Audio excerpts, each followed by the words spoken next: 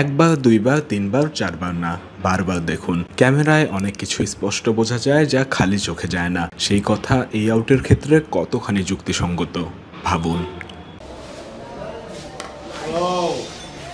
জাতীয় ক্রিকেট লিগে চলছে শেষ রাউন্ডের খেলা। রাজশাহী দলের শেষ ইনিংস। যারাই ব্যাটিংয়ে নামবেন তাদের জন্যও এবারের এনসিএলের ব্যক্তিগত শেষটা সুন্দর করার লক্ষ্যেই কিনা ইনিংসের শুরুতেই নেমেছিলেন মেহরাব হাসান অহিন। একজন মিডল অর্ডার ব্যাটার ইনিংসের শুরুতে কখন নামতে পারে? একটা কারণ হতে পারে যখন লম্বা সময় খেলার পরিকল্পনা থাকে আর বড় ইনিংস খেলার প্রবল ইচ্ছা। অহিনের নামার কারণ কি সেটা টিম ম্যানেজমেন্টেরই অবশ্য ভালো জানার কথা।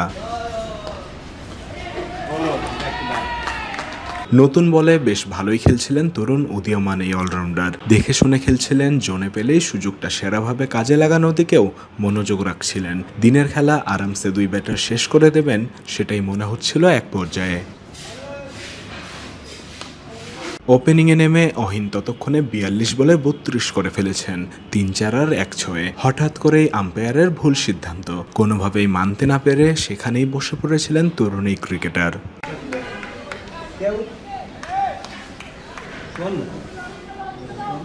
যখন লক্ষ্য থাকে বড় কিছুর আর আম্পায়ারের বাজে সিদ্ধান্তর কারণে সেটা পূরণ হয় না, তখন অনেকেই মেজাজ হারায়। অহিন অবশ্য আম্পায়ারদের সাথে বিন্দু পরিমাণ বাজে ব্যবহারও করেননি, কিন্তু মাঠ ছাড়ার সময়টায় স্পষ্ট বোঝা যাচ্ছিল আফসোস আর হতাশা ঠিক কতখানি।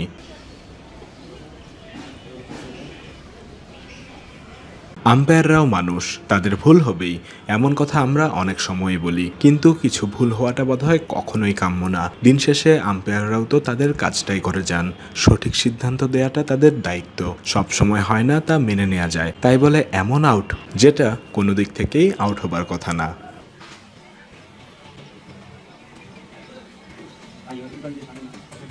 একটা ভুল সিদ্ধান্ত শেষ করে দেয় অনেকের ক্যারিয়ার, কাউকে কাউকে পিছিয়ে দেয় জীবনের অনেকটা দূর। আম্পায়ারদের সিদ্ধান্তগুলো আরও সুন্দর হোক, অহিনের মতো উদীয়মান কোনো তরুণকে পড়তে না হোক আফসোসে, এটাই প্রত্যাশা।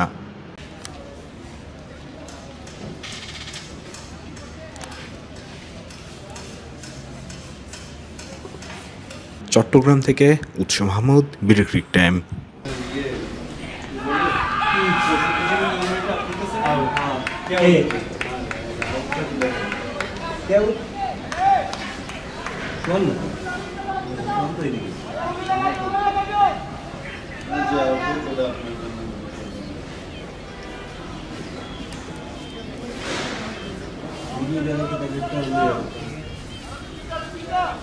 দেখেন